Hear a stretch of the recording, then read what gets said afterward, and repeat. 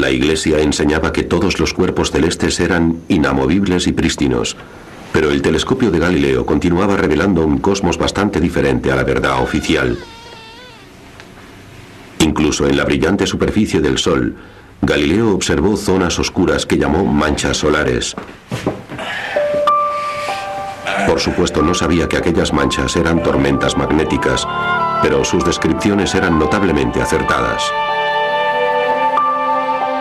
Las manchas solares se generan y desaparecen durante largos y cortos periodos. Algunas se condensan y otras se expanden día a día. Cambian de forma y algunas son irregulares. Deben de ser enormes, aún produciéndose en el Sol o muy cerca de él. Galileo mantuvo una discusión con un matemático jesuita alemán llamado Christoph Scheiner acerca de la naturaleza de las manchas solares. El alemán decía que las manchas eran pequeños satélites que giraban alrededor del Sol, mientras que Galileo aseguraba que aquellas manchas estaban en la superficie del Sol o muy cerca de él y que eran quizás una especie de nubes. Si el jesuita tenía razón y las manchas eran satélites independientes, entonces la superficie del Sol se mantenía impoluta, como decía la doctrina. Las manchas solares tienen una apariencia muy regular, y si pueden verse, entonces el argumento de que son satélites del Sol se convierte en algo absurdo. Y entonces Galileo planeó cuidadosamente la publicación de sus anotaciones sobre las manchas solares, todas ellas orientadas convenientemente. Pueden verse de un día para otro. Nacen en el Sol y mueren allí. De repente, en medio del Sol, aparece en un solo día una pequeña mancha y al día siguiente ha crecido y sigue creciendo más y más. Y lentamente va disminuyendo. Se veía claramente que eran manchas en el Sol, que eran de forma irregular, por lo que era imposible que fueran satélites. Era un ensayo visual en el que se representaba el movimiento ininterrumpido de las manchas solares. Galileo dibujó los movimientos de las manchas, registrando los cambios diarios sobre la superficie del Sol. Los continuos movimientos de las manchas sugerían que quizás el Sol giraba sobre su eje.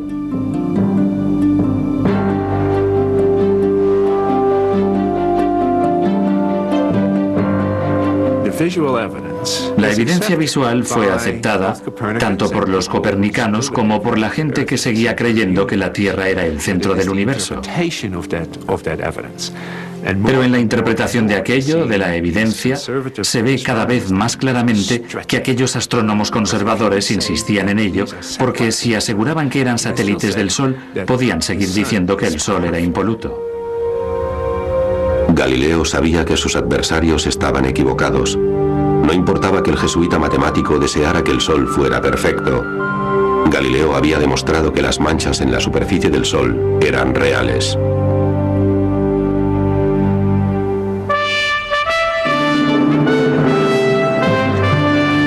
Siete años después de que la Inquisición prohibiera a Copérnico, Galileo supo que un nuevo papa había ascendido al trono de San Pedro. El colegio cardenalicio había elegido a un miembro de una prominente familia toscana, un hombre a quien Galileo consideraba un amigo. Maffeo Barberini se convirtió en el Papa Urbano VIII. Urbano VIII en aquel momento fue una interesante elección. Era miembro de la familia Barberini y se bromeaba desde antiguo diciendo: lo que no hicieron los bárbaros en Roma lo hicieron los Barberini. Su escudo de armas cuando era un joven prelado tenía 3 libélulas. Pero las libélulas eran indignas para alguien que había llegado tan lejos en el seno de la Iglesia. Así que, en un cierto momento, las libélulas son sustituidas por laboriosas abejas. Y Maffeo Barberini se convierte en la personificación de un duro trabajador, un hombre productivo.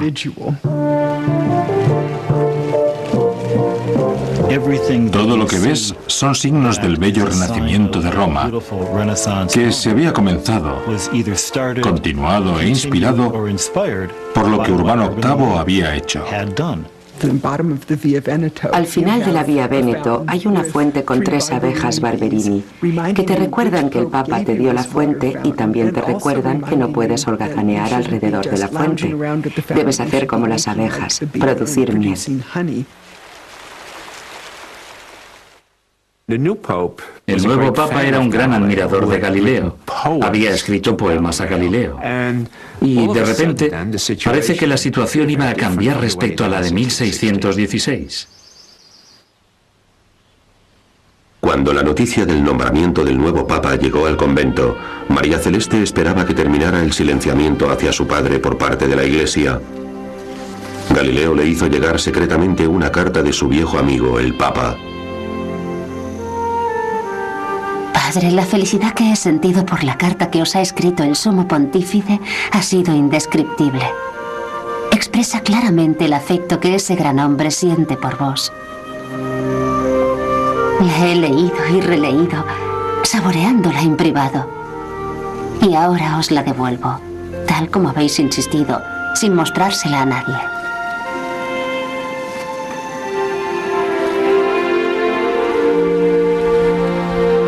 Galileo emprendió el difícil viaje a Roma de 2 semanas de duración especialmente para encontrarse con el Papa Urbano VIII.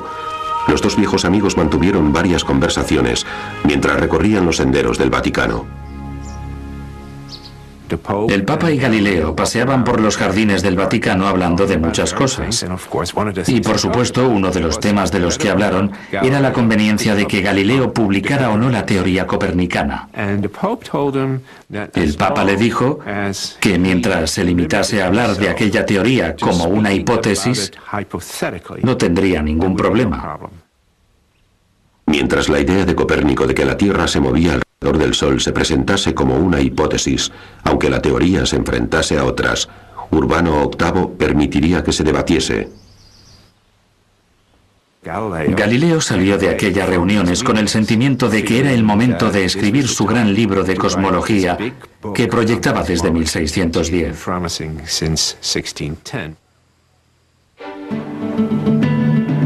Ahora, con 60 años, se lanzó a escribir su nuevo libro. El Papa le había dado permiso a Galileo para embarcarse en lo que esperaba que sería su obra más importante. Escribiendo en italiano y no en latín, representando sus más persuasivas evidencias en un claro y popular estilo, Galileo pretendía entretener y ganarse a cualquiera que leyera la visión copernicana del mundo.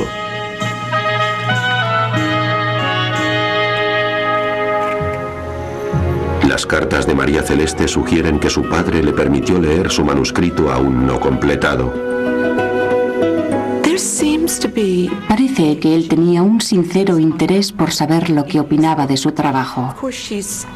Por supuesto, ella siempre se rebajaba. Siempre le decía, me gustaría leer lo que estáis escribiendo.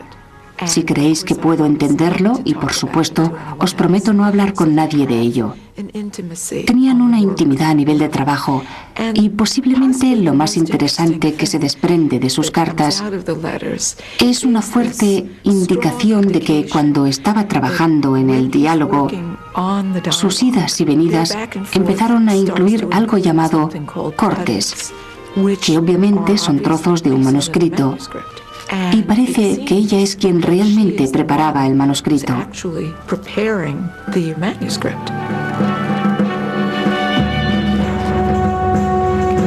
Meses de escritura y trabajo solo interrumpidos por problemas de salud.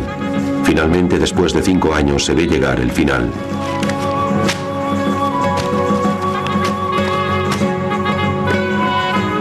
Por la gracia de Dios estoy en el buen camino. El libro será bastante largo y lleno de novedades que presento en forma de diálogos para que no resulte afectado ni aburrido.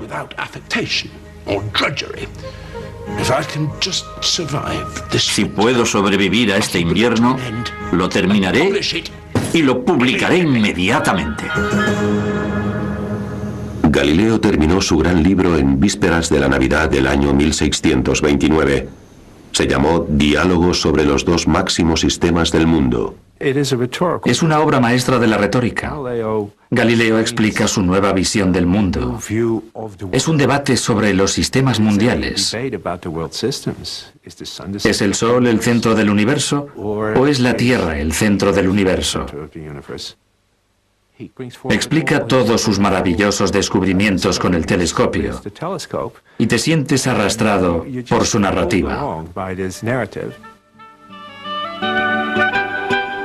Galileo creó 3 interesantes personajes, gentilhombres venecianos. El primer personaje, el anfitrión, modera un debate entre 2 de sus habladores huéspedes. Uno de los visitantes representa claramente a Copérnico y el otro a Galileo.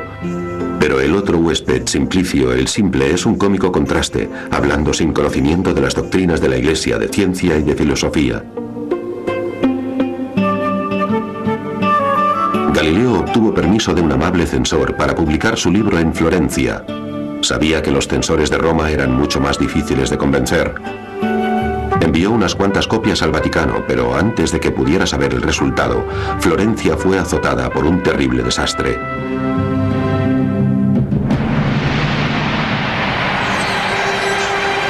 En 1630, la peste bubónica asoló toda Toscana.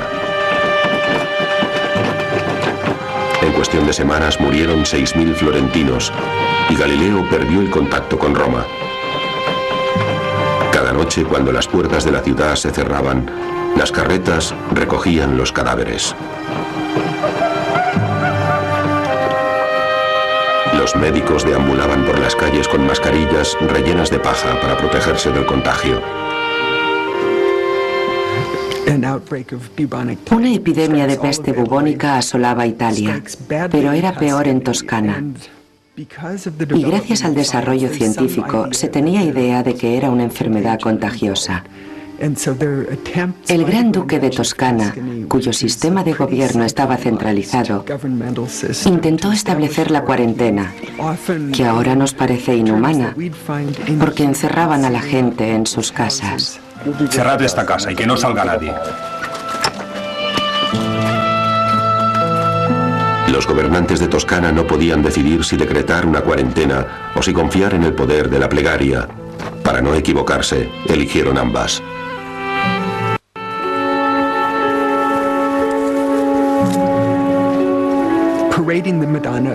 Sacaban en procesión a la Virgen de la Impruneta por toda la ciudad para invocar la ayuda divina. Y por supuesto, las procesiones religiosas servían también para contrarrestar los beneficiosos efectos de la cuarentena. Esperaban que la fe consiguiera vencer las leyes naturales. El maestro de salud pública solicitó la ayuda del convento de María Celeste.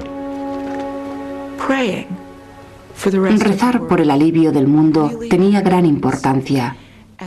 Las monjas estaban convencidas y, de hecho, durante la epidemia, se les encargó que rezaran 2 a la vez durante 40 días sin parar.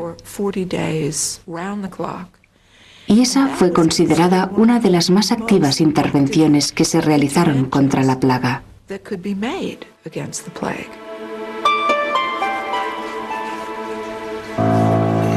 María Celeste estaba muy preocupada por su anciano padre. Como era la boticaria del convento, preparó una medicina para él, esperando que le protegiese de la infección.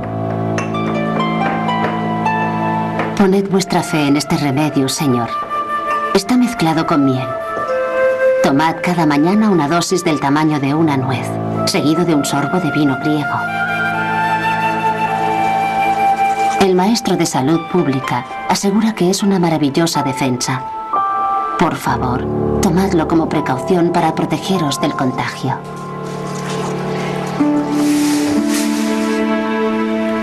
Una de las formas de defensa era lavar la ropa en vinagre hirviendo, aunque nadie sabía por qué razón. La clausura de las hermanas era beneficiosa y la infección no las afectó.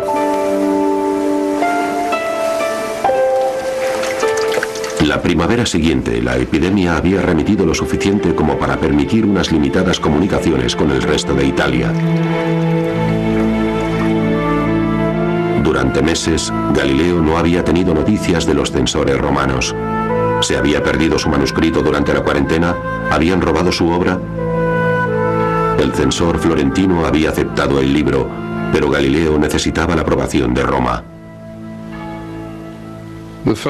El editor me ha dicho que más de una vez se le han llenado los ojos de lágrimas cuando lo estaba leyendo y que espera que se me conceda el permiso para la publicación del libro. Sin embargo, está olvidado en un rincón y mi vida se apaga lentamente.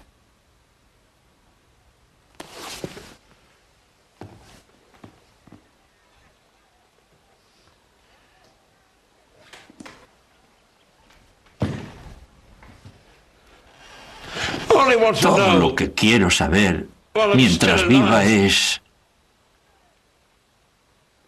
¿cuál es el destino de todo mi duro trabajo?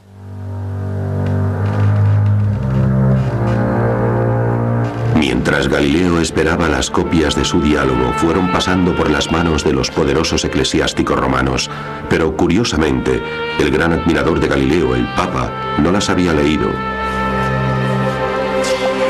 Sin embargo, Urbano VIII oyó rumores de que Galileo había puesto sus palabras en boca de un chiflado. Rumores de que Galileo no había escrito un discurso científico, sino una sátira literaria. Lo que había hecho Galileo era escribir una gran obra. La había escrito como si se tratase de un diálogo, y era tanto una obra científica como literaria, y esperaba que los eruditos, cosmopolitas y progresistas padres de la Iglesia la apreciasen, olvidando quizás que en el fondo de esa hermosa y retórica producción, ellos verían un grave insulto. Determinaron que había puesto las palabras del Papa en boca de alguien simple, que si Dios hubiera querido hacer el universo de otra forma, de cualquier otra forma, si hubiera querido hacerlo aparecer de forma diferente, lo hubiera hecho. Y además, ninguno de esos argumentos acerca de si el Sol es el centro o si lo es la Tierra pueden ser definitivos. Unos años antes, cuando había estado recorriendo los jardines del Vaticano con Galileo, el Papa había argumentado lo mismo, diciendo que la obra de Dios está más allá de la comprensión humana. Los consejeros de Urbano le persuadieron que él era el personaje de Simplicio y que Galileo le había hecho aparecer como un loco. Urbano tuvo una mala opinión del libro y nunca más volvieron a hablarse. El Papa encargó a una comisión especial que revisara el caso de Galileo para que leyera el manuscrito. Y aquella comisión recomendó que fuera procesado por la Inquisición. La Inquisición hizo llegar a Galileo un documento ordenándole presentarse en Roma en el mes de octubre. El anciano intentó retrasar el viaje arguyendo problemas de salud. En Navidad se le ordenó nuevamente a Galileo que compareciese. Podía hacerlo voluntariamente o podía hacerlo encadenado. Cuando se preparaba para salir de Florencia, la hija de Galileo intentó prepararle para lo que se avecinaba. Padre, os ruego que no afrontéis estos problemas sin reflexionar. Pero, aunque los veáis de forma pesimista, utilizadlos para eliminar las imperfecciones que habéis reconocido en vos mismo y lleguéis a superar la vanidad y las falacias de todas las cosas terrenales. En Roma, Galileo pudo ver el Vaticano desde las ventanas de la embajada toscana, pero durante meses la citación de la Inquisición no llegó. Finalmente, el aviso del juicio llegó en abril. Como la mayoría de los acusados, Galileo fue conducido con estricta formalidad y total respeto.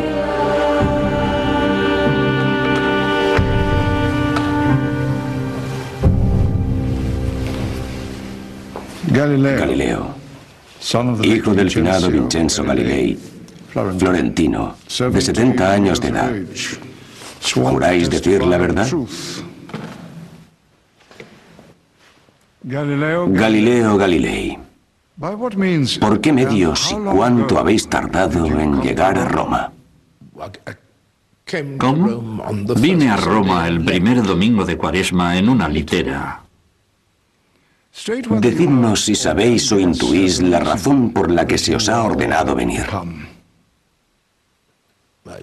Imagino que se me ha ordenado presentarme ante el Santo Oficio para dar cuentas de mi libro recientemente publicado. Decidnos, si se os muestra el libro, ¿reconoceríais que es vuestro? Yo espero que sí.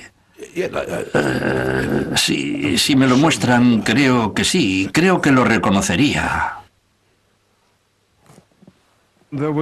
Se le ha mostrado un libro impreso en Florencia en el año 1632 con el título Diálogos por Galileo Galilei, etc.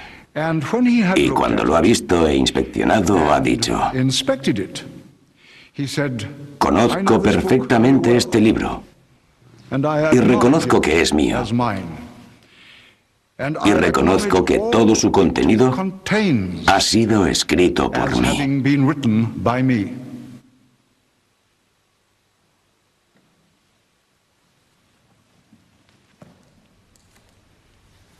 La Inquisición limitó el juicio a 2 simples preguntas de hecho.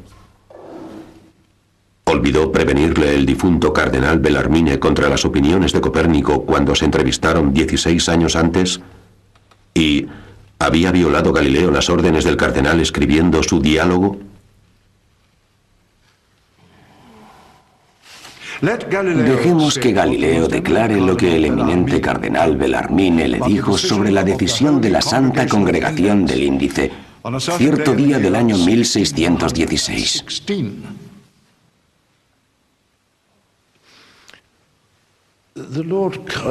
El señor cardenal Bellarmine me informó de que la teoría de la estabilidad del Sol y el movimiento de la Tierra era considerada repugnante por las Sagradas Escrituras.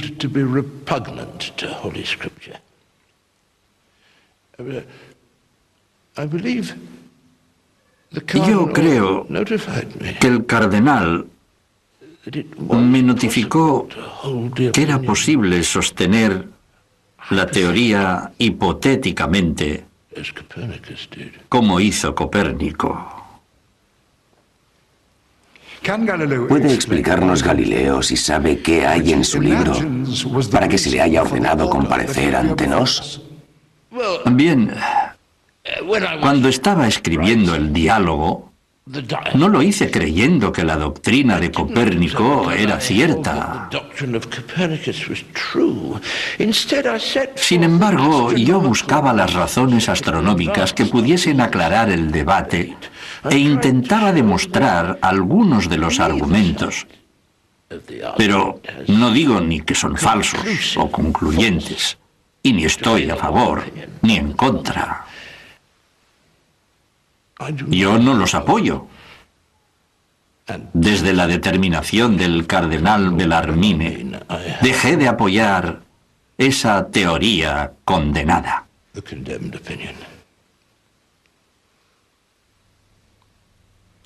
Quien lea el diálogo puede comprobar que la defensa de Copérnico era, sobre todo, el principal argumento del libro. El personaje de Simplicio, imitando las palabras de Urbano VIII, era realmente más satírico que científico. Galileo se forzó a una posición de falsa humildad, aunque la humildad nunca fue una de sus virtudes. Con todo respeto al tribunal, he releído recientemente mis diálogos después de 3 años y libremente concedo que en varios lugares un lector ignorante de mis verdaderos propósitos puede suponer varios argumentos que pueden sugerir una auténtica convicción por mi parte.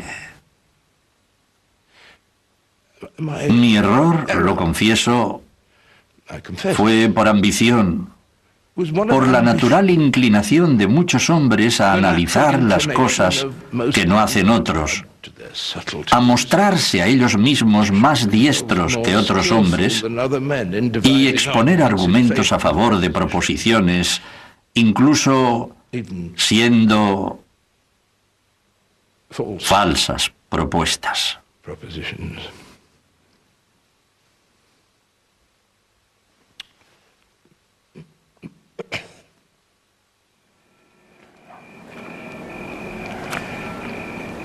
Galileo fue conducido a una pequeña habitación en el Palacio de la Inquisición.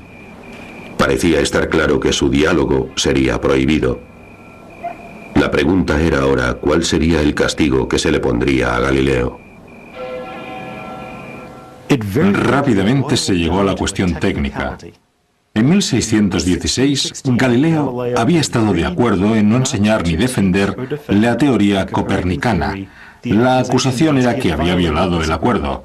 Y Galileo dijo, no, yo no he violado el acuerdo, como podréis ver cuando leáis el final del libro. Yo me pongo a favor de la posición de la Iglesia y solo expongo esos otros argumentos como tema de discusión. Bien, cualquiera que lea el libro lo comprobará. Las noticias del confinamiento de Galileo llegaron hasta María Celeste y ella, preocupada, le envió una carta a su padre aconsejándole precaución, sin saber siquiera si llegaría a sus manos. Para el detenido en las cámaras del Santo Oficio. No he hablado con nadie de esos problemas, guardando para mí las desagradables noticias. Padre, ahora es el momento de que utilicéis la prudencia que el Señor Dios os ha dado.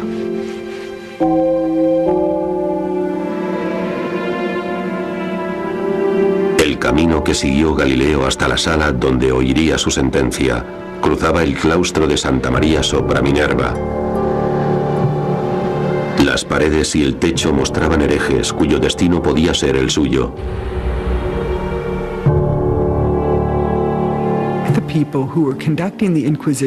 La gente que dirigía la Inquisición esperaba que cualquiera que acudiera al tribunal viese aquellas escenas de gente que habían muerto en la auténtica fe. Que se dieran cuenta de que podían utilizar su coraje de mártires para enfrentarse a su propia causa, enfrentándose a su herejía y aceptar su castigo con la conciencia limpia, porque eso suponía volver a la ortodoxia.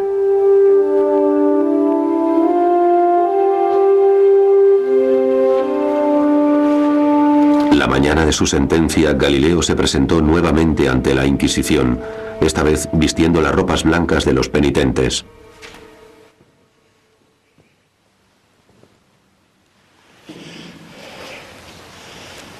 Dictamos sentencia. Nos os declaramos, Galileo Galilei, por razón de las materias expuestas en este juicio que habéis presentado vos mismo ante el tribunal de este santo oficio como altamente sospechoso de herejía, mayormente por haber apoyado y creído una doctrina que es falsa y contraria a las Escrituras, que el sol es el centro del mundo hoy, que no se mueve.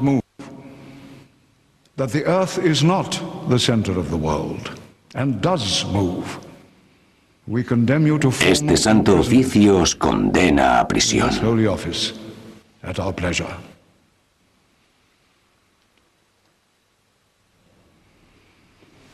Se le ofreció una oportunidad. A Galileo se le ofreció la oportunidad de renunciar a sus errores. Mejor que pasar el resto de su vida en una mazmorra que hubiera significado la muerte del anciano. Yo, Galileo, hijo de Vincenzo Galilei, de Florencia, de 70 años de edad, me arrodillo ante vos y prometo que siempre he creído, creo ahora y creeré siempre, con la ayuda de Dios, todo lo que ha sido enseñado, sostenido y predicado por la Santa Iglesia Católica. Abjuro, con fe sincera y de todo corazón, reniego y detesto todos mis errores y herejías. Que Dios me ayude. Amén.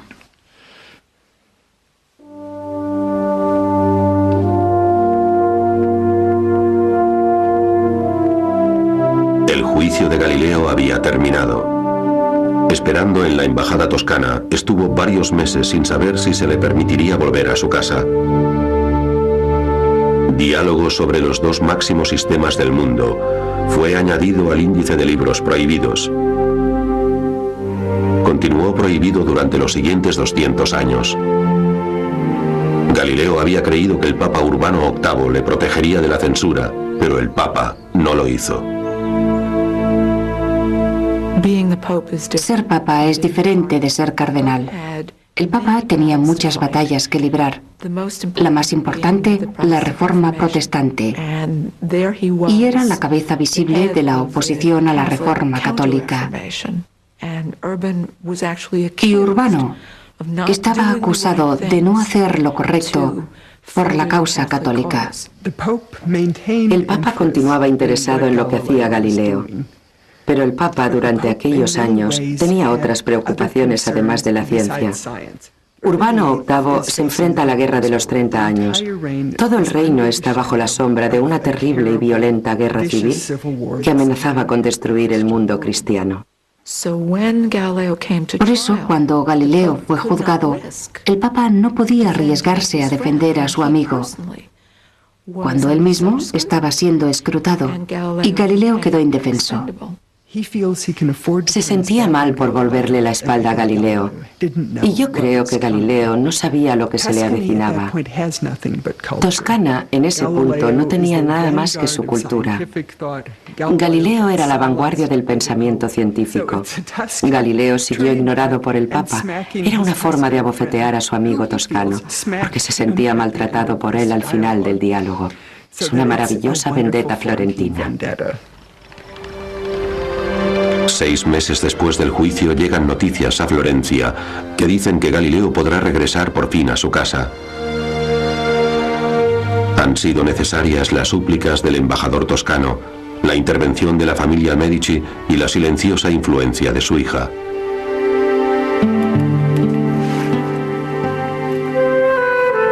Estamos esperando vuestra llegada con gran impaciencia y nos alegramos de ver que el tiempo es bueno para el viaje. Señor, mi alegría es tan grande como inesperada.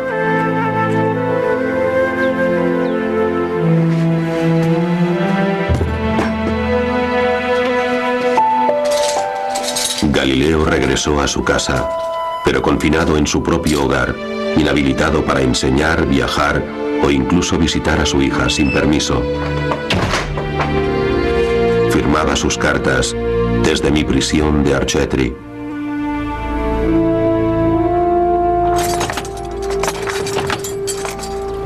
Estaba bajo arresto domiciliario. No podía moverse sin autorización y no podía hacer nada, porque lo que deseaba hacer no estaba dictado por la Iglesia. No hace muchos años, yo era recibido a menudo por cardenales y príncipes de la ciudad que querían ver por un momento algunas de las cosas que yo había observado. Algunas veces se recitaban frases en latín en mi honor. El duque matemático, el descubridor de nuevos planetas, el testigo ocular de maravillas desconocidas por los antiguos filósofos. Pero ahora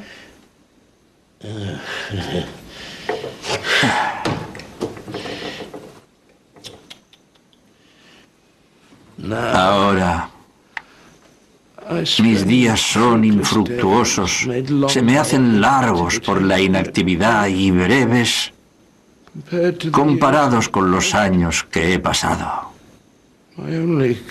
Mi única alegría son los recuerdos de las antiguas amistades, de las que todavía conservo algunas.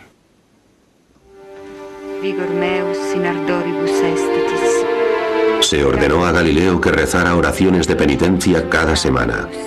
A pesar de su enfermedad, María Celeste se responsabilizó y le libró de su obligación.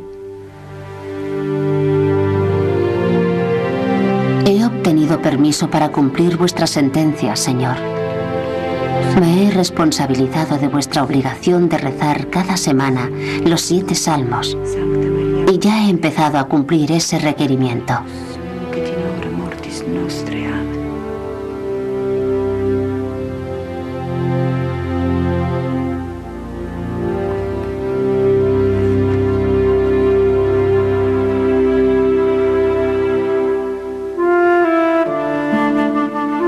Se me ha permitido sustituiros para cumplir vuestro castigo y he solicitado cumplir vuestra condena en prisión. A pesar de lo duro que es estar en una mazmorra, si haciéndolo, vos podéis quedar en libertad.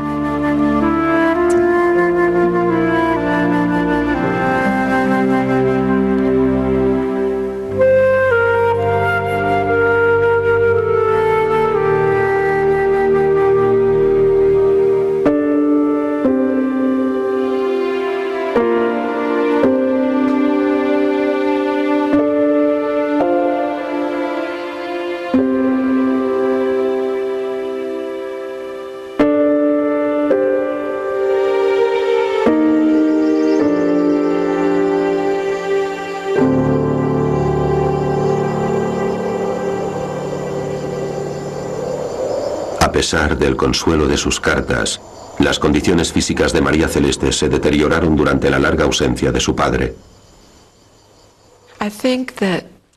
Yo creo que durante el proceso de Galileo y su detención después del juicio, él estaba muy destrozado y muy necesitado para darse cuenta del estado en el que se encontraba su hija.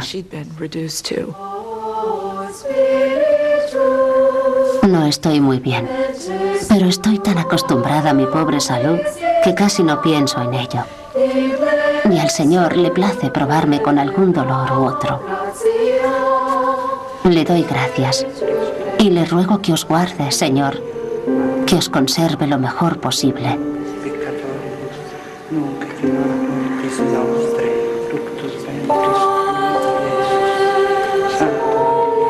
A finales de marzo llegaron noticias de que María Celeste estaba gravemente enferma, con fiebre. Los siguientes 10 días, Galileo hizo el corto recorrido al convento intentando darle ánimos. Pero la noche del 10º día, sucumbió a la disentería dejando el mundo a la edad de 33 años.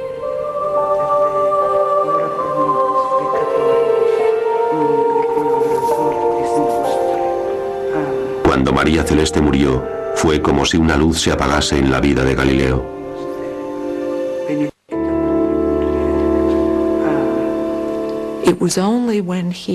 Cuando volvió a su casa, como dijo más tarde en las cartas a sus colegas, su estado era de tal debilidad que realmente sucumbió a una enfermedad corriente que no debería haber sido fatal, pero que en sus condiciones no pudo soportar.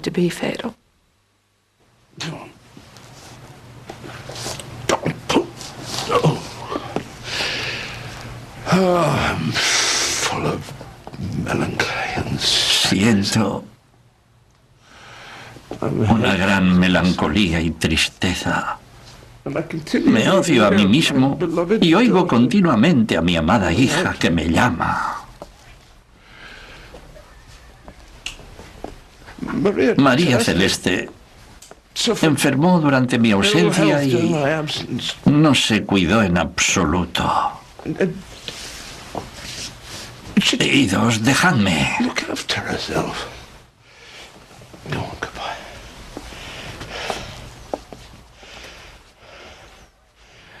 Era una mujer con una mente exquisita, una singular bondad y con unos tiernos sentimientos hacia mí.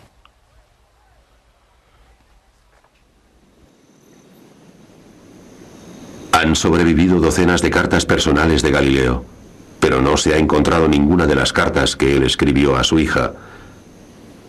Hoy solo contamos con lo que ella escribía.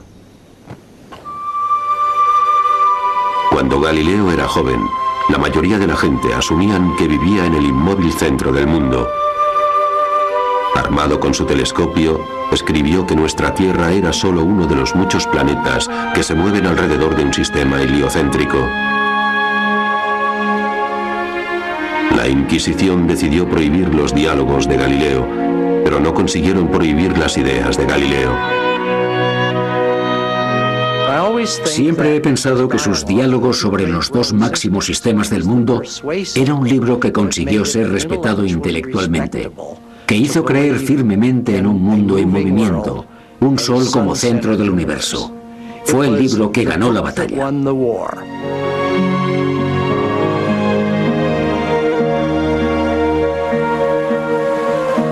Hace mucho que la Iglesia Católica aceptó la ciencia de Galileo, pero no fue hasta 1992 cuando una comisión papal reconsideró su actuación en el asunto de Galileo. Juan Pablo II dijo que se habían cometido errores en la causa contra Galileo y utilizó el lenguaje de Galileo para hablar sobre la relación entre la fe y la razón, entre la religión y la ciencia.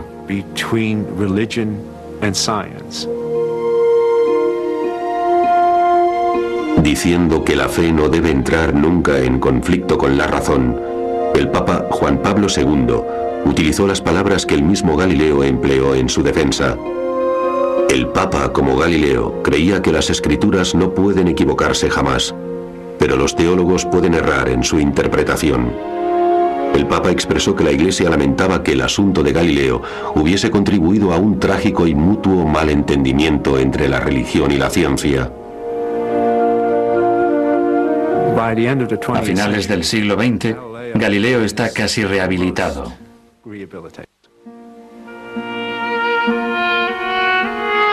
Anticipándose a su propio renacimiento, el viejo hereje escribió una nota privada a sus adversarios en su copia del Diálogo.